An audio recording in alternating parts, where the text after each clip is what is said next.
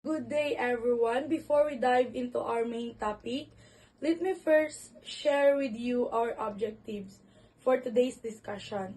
So, by the end of this lesson, we should be able to first identify the structures of the peripheral vascular and abdominal systems. Second is describe the functions of both systems, helping us understand how they support the body's overall health. And then third, perform a focused nursing assessment of the peripheral vascular system and the abdomen. And fourth, analyze the assessment findings to determine possible health problems that may arise. And lastly, apply our nursing knowledge in addressing patient concerns, especially to those related to peripheral arterial diseases and gastrointestinal symptoms. So, these objectives will guide us in giving safe, accurate, and holistic care to our patients. So now let's proceed to the main topic, which is the peripheral vascular system and the abdomen. The peripheral vascular system and the abdomen are critical components of the human body that work closely together to maintain homeostasis and overall health. The peripheral vascular system supports blood circulation and the delivery of oxygen and nutrients, while the abdominal organs are responsible for digestion, metabolism, and waste elimination. Their interdependence ensures efficient physiological function and balance within the body. So now let's proceed to the peripheral vascular system or the PVS. It is a network of arteries, veins, capillaries, and lymphatic vessels that circulate blood and lymph throughout the body. Arteries. Arteries are thick-walled vessels that carry oxygen-rich blood away from the heart. Example, the aorta and femoral artery. Veins. A thin walled with valves to prevent backflow, return the oxygenated blood to the heart. Example, the jugular and the femoral vein. Capillaries. It is a microscopic vessels, 1 cell thick, where gas and nutrient exchange occurs. Lymphatic vessels.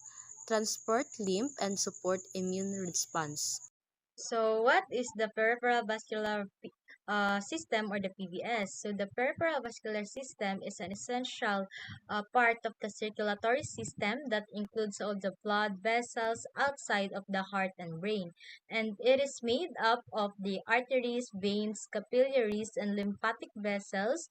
And its primary role is to circulate blood and lymph throughout the body. So, this system ensures that oxygen, nutrients, hormones, and immune cells are delivered to every cell in the body, and that waste products are removed efficiently. So the blood flow pathway of the peripheral vascular system or the PVS is essential for delivering oxygen and nutrients to body tissues and removing waste products. So it begins when the oxygen-rich blood is pumped from the heart into the aorta or the body's largest artery. From there, the blood travels through network of arteries that gradually branch into the smaller vessels called arterioles, which help regulate blood flow into the capillaries. Within these tiny one-cell thick capillaries, crucial exchanges of oxygen, carbon dioxide, nutrients, and waste products occur between the blood and the surrounding tissues. After this exchange, the now oxygen poor blood moves into the venules, which merge into the larger veins. So these veins carry the deoxygenated blood back to the heart, ultimately entering through the vena cava. So completing the circulation loop.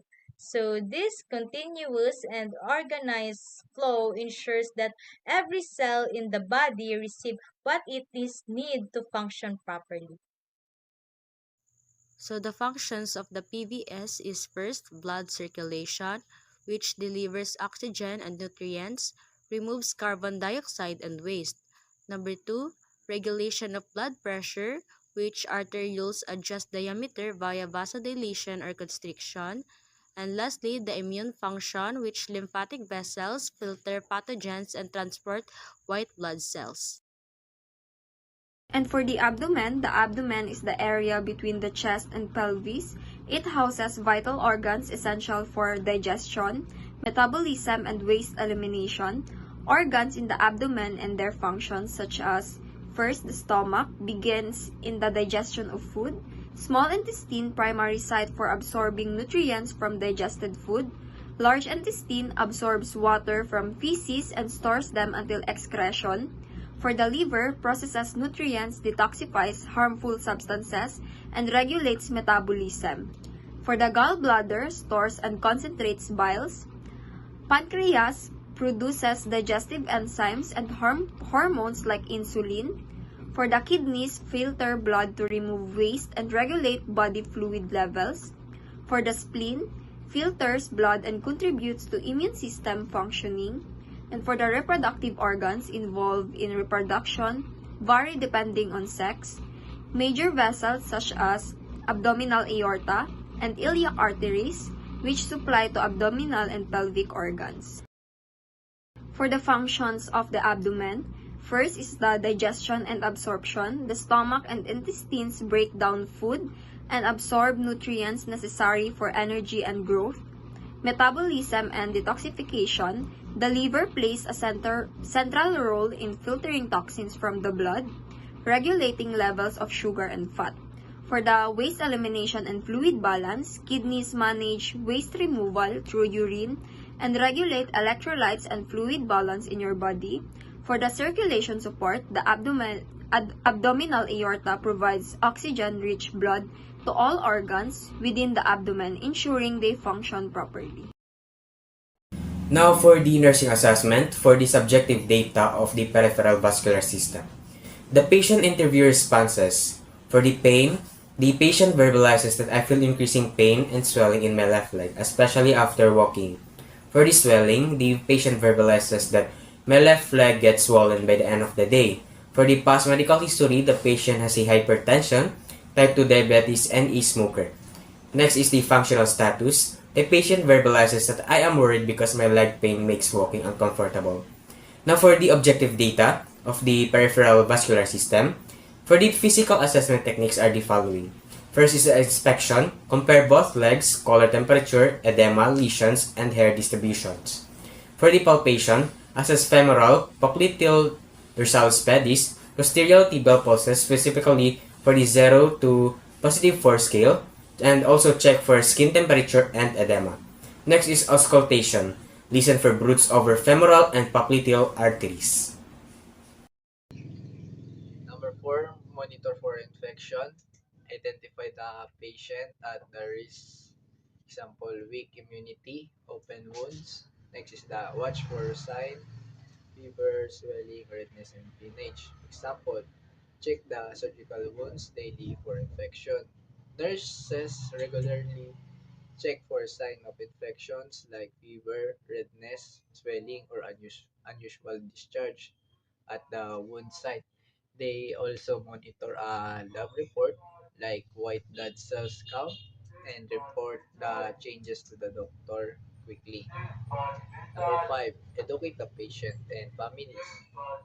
Teach hand hygiene, cut, etiquette, and safely waste disposal.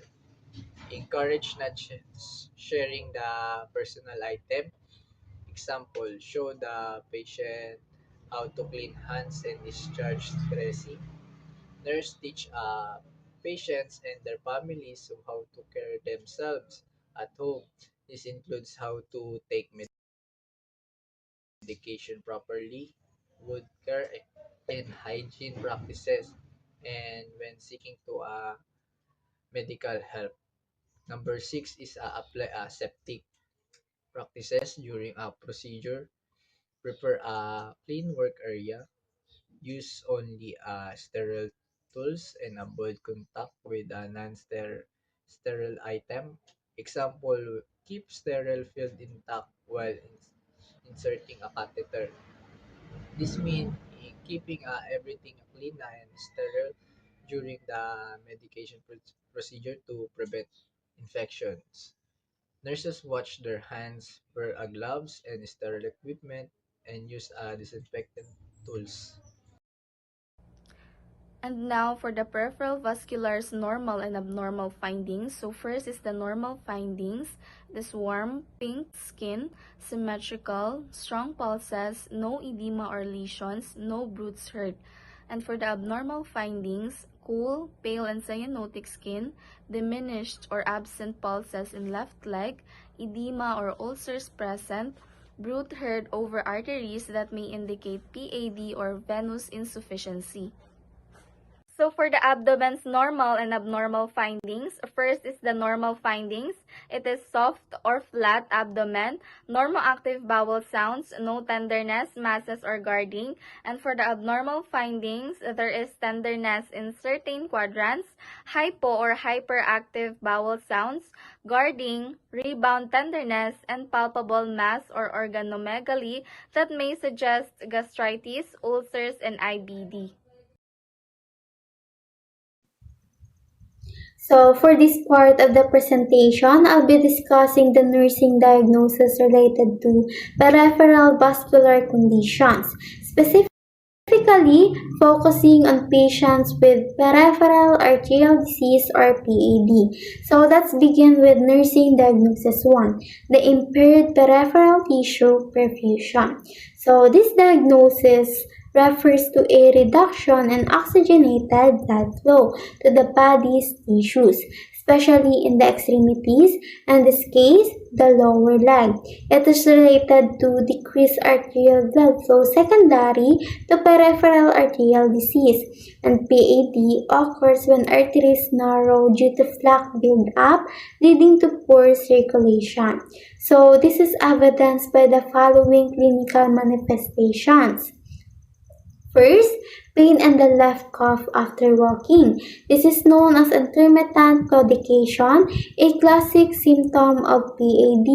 It happens because muscles are not getting enough oxygen during activity. Second, swelling and heaviness in the left leg. Poor circulation can lead to fluid buildup or venous insufficiency, which causes discomfort and edema. Third, diminished pedal pulses. When assessing dorsalis vides or posterior tibial pulses, they may be weak or absent, indicating compromised arterial flow. Fourth, delayed capillary refill of more than 3 seconds. Normally, when we press on the nail bed and release it, color should return within 2 seconds, and a delay indicates poor perfusion. And lastly, a positive human sign. This is when the patient feels pain in the calf during dorsiflexion of the foot. Although not a definitive test, it may suggest vascular issues or even deep vein thrombosis and should be followed up with further investigations. Now moving on to nursing diagnosis 2, the risk for impaired skin integrity. So this diagnosis is more of a preventive or risk-based diagnosis. It is related to decreased tissue perfusion and sensory impairment in the lower extremities. When blood flow is poor and the nerves aren't functioning properly, the skin becomes more fragile and less capable of healing or responding to injuries. Since this is a risk diagnosis, it doesn't require actual signs and symptoms like redness or open wounds. Instead, it is based on clinical judgment, knowing that the patient already have impaired circulation. It puts them at higher risk for skin breakdown, ulcer, or even gangrene, especially in pressures areas like the heels, toes, or ankles.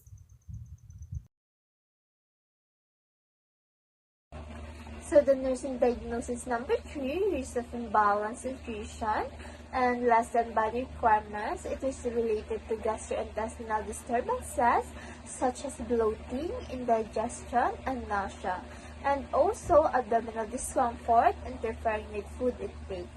So, as evidenced by the patient, reports of persistent abdominal discomfort after meals, bloating, bulging, and occasional nausea, and also decrease of appetite. So the nursing diagnosis number 4, acute pain related to inflammation and decreased tissue perfusion in the lower extremity and gastrointestinal tract. So gastrointestinal inflammation or dysfunction such as suspected gastritis or gallbladder issue. So as evidenced by the sharp showing pain in the left calf worsened by activity, abdominal tenderness and palpation and visible guarding, and also the patient verbalizing abdominal discomfort after meals, bloating, and nausea. So the nursing diagnosis number 3 is this nursing diagnosis refers to a situation where a patient is at risk of not getting enough nutrients to meet their body's energy and health needs. It doesn't mean that the patient is currently malnourished, but that there are clear signs pointing to a possible decline in nutrition. So if the issue is not addressed, it is related to the cause of this risk is primarily gastrointestinal problems like bloating, indigestion, and nausea. So the abdominal discomfort caused by these issues is interfering with the patient's ability or desire to eat normally. As evidenced by the patient has ongoing discomfort after eating, which likely discourage them from wanting to eat more. Symptoms like bloating, bulging, and occasional nausea make eating uncomfortable and less appetite. As a result, the patient has decreased appetite, which could lead to inefficient calorie and nutrition intake. So it matters because if not managed, the situation can lead to weight loss, weakness, poor healing, and a weak immune system. So nurses use this diagnosis to guide interventions that will help the patient manage symptoms and improve appetite and ensure adequate nutrition. So in the nursing diagnosis number 4, acute pain is a sudden sharp pain that serves as a warning that something is wrong in the body. It is usually comes on a quickly and is often linked to an injury, inflammation, or a medical condition. In this case, the diagnosis is focused on the pain caused by the both musculoskeletal and gastrointestinal issues. It is related to inflammation and decreased body flow or tissue perfusion in the lower leg and the digestive system that may cause causing pain, poor circulation that can lead to tissue irritation and discomfort. So the gastrointestinal problems such as the gastritis or a gallbladder issue are likely contributing to the pain in the abdominal area. So as evidenced by the patient has sharp or throbbing pain in the left calf, which gets worsened with movement, and this suggests inflammation or circular problems in the leg. So the abdomen is tender when touched, and the patient shows visible guarding, which means they're subconsciously protecting the area due to pain. And the patient also reports abdominal discomfort, bloating, and nausea, especially after meals, which common symptoms in the gastrointestinal condition like gastritis or gallbladder issues. So, understanding the cause and signs of acute pain helps nurses target their interventions, whether it's through medication, positioning, dietary changes, or monitoring for complications. And managing pain properly also helps improve patient comfort, mobility, and recovery. So, good day, ma'am. Today, we're going to tackle about the analysis of the data or the interpretation of the findings. So, first is Mr. Alvarez left leg pain is swelling, worsening with inactivity and relief by rest. It is indicated of intermittent claudication, commonly in the PAD or the peripheral arteries disease. Then next, the presence of positive Homan signs raises concerns for possible DVT or deep vein thrombosis. Then his abdominal is bloating, indigestion, and nauseous, especially post-meals, along with epigastric tenderness such as a GI or gastrointestinal issue like the GERD or the gastroesophageal reflux disease. The gastritis or even a peptic ulcer possible worsened by smoking and diabetes. So, also the objective findings like diminished pedal pulses, capillary refill delay, and varicosities confirm compromised peripheral circulation and support the PAD or DVT assessment. So the PAD is the peripheral artery disease and the DVT is the deep vein thrombosis. Then lastly, the abdominal distension with visible peristalsis and diminished bowel sound point toward potential GI dysmotility or obstruction, possible diabetic-related gastroparesis.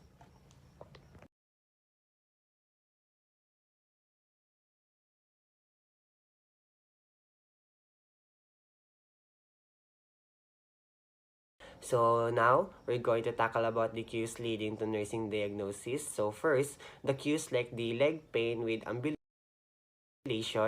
positive Homan sign, swelling, and reduced pedal pulses led to the diagnosis of impaired peripheral tissue perfusion.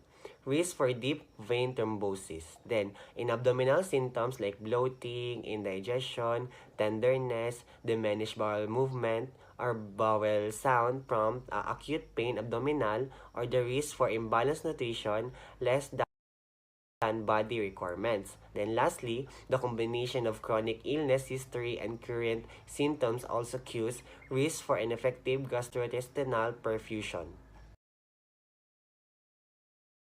And now, we're going to tackle about the priority issue and the red flag. So, in the red flag first, the positive Homan signs to positive DVT or positive deep vein thrombosis. Then next for the risk for pulmonary embolism. Then also, diminished pedal pulses and capillary fill can indicate the arterial inefficiency. Then, abdominal distension with diminished bowel sounds indicate a possible bowel obstruction or diabetic gastroparesis. So, for the priority issue, first is we need to preventing the thromboembolic complication or the DVT. Next is we need to managing compromised peripheral circulation or the PAD. Then lastly, we're going to address the GI discomfort and ensuring adequate nutrition. So, the GI stands for gastrointestinal. So for the case scenario, Mr. R. Alvarez, a 50-year-old male, is admitted to the hospital with complaints of increasing pain and swelling in his left leg, especially after walking, and persistent abdominal discomfort after meals. He has a history of hypertension, type 2 diabetes, and smoking, which place him at a higher risk of vascular and gastrointestinal issues. Mr. Alvarez expresses frustration with his current health and is concerned about the impact these problems are having on his daily activities, especially his ability to walk comfortably and eat without discomfort. He has been experiencing difficulty with indigestion, bloating, and occasional nausea, which have been progressively worsening over the past few weeks. On admission, the nurse begins by assessing both his peripheral vascular system and abdominal symptoms to understand the underlying causes and develop an appropriate care plan to manage his health concerns. For the patient profile, the name is Mr. R. Alvarez, 50 years old, male, and the chief complaint, I've been having pain and swelling in my left leg, especially after walking for a while. I also feel bloated and have indigestion. Good morning, Mr. Alvarez. I'll be doing your assessment today. How are you feeling? Not too well, nurse. My left leg really hurts and swell when I'm walking, and my stomach be uncomfortable, especially after meals, and I feel bloated and nauseous. Thank you for sharing. I'll begin with a few questions and then check your life. So, Mr. Alvarez, do you feel any heaviness or cramping in your legs? Yes, especially my left leg after walking. Do you have any history of illness? Yes, I have a high blood pressure, diabetes, and I've been smoked for years. Okay na po. Sir, pwede ko po i-open?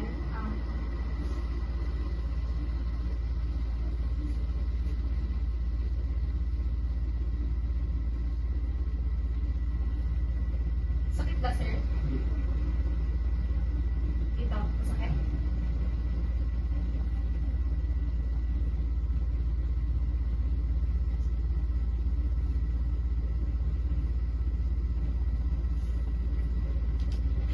So, Mr. Alvarez, your left leg is slightly swollen, cooler, and pale. Your pedal pulses are weak, and capillary refill is delayed over 3 seconds.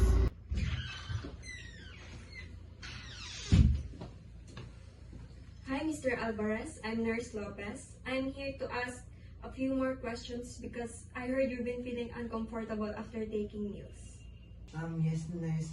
I feel bloated, nauseous, and I don't enjoy eating anymore. I see. I'll ask a few more questions and then examine your abdomen. Does the discomfort happen every meal? Mostly after lunch and dinner. I feel full quickly and sometimes get a heartburn. Sir, mag-check lang po ako ng abdomen mo, sir, ha? Open ko lang po, sir. Lift up ko lang po itong shirt mo, sir.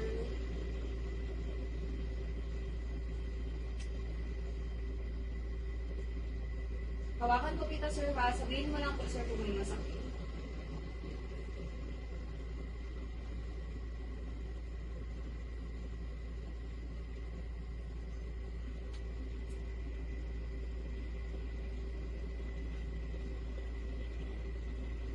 Lagay ko po, sir.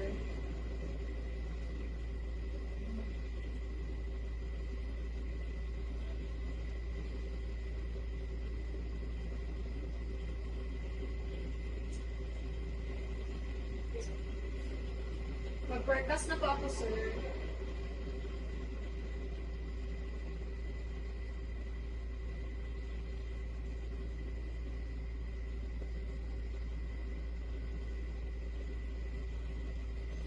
Okay na po, sir. Thank you.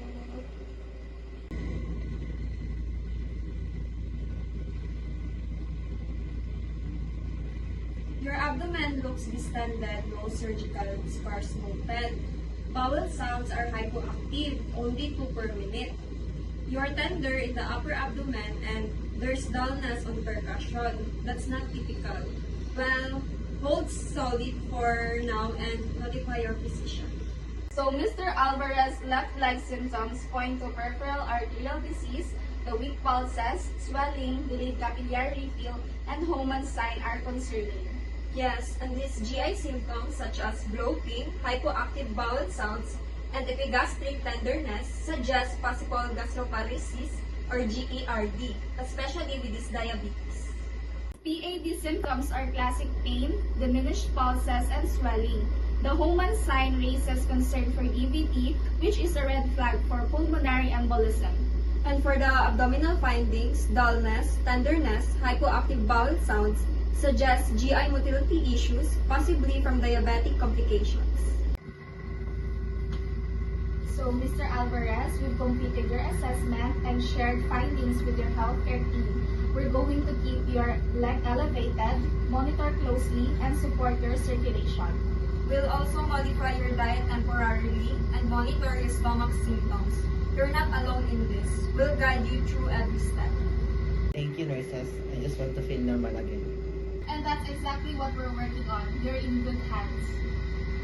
So, to sum up, this presentation provides a comprehensive and systematic overview of the nursing assessment of the peripheral vascular system and the abdomen, emphasizing the importance of collecting both subjective and objective data. It highlights the distinction between normal findings and abnormal findings, demonstrating how accurate assessments support effective clinical decision-making. The discussion includes detailed examination, techniques, interpretation of assessment results, and the development of appropriate nursing diagnosis. Finally, the presentation applies this concept through a scenario analysis, showcasing the practical use of critical thinking and nursing judgment in patient care.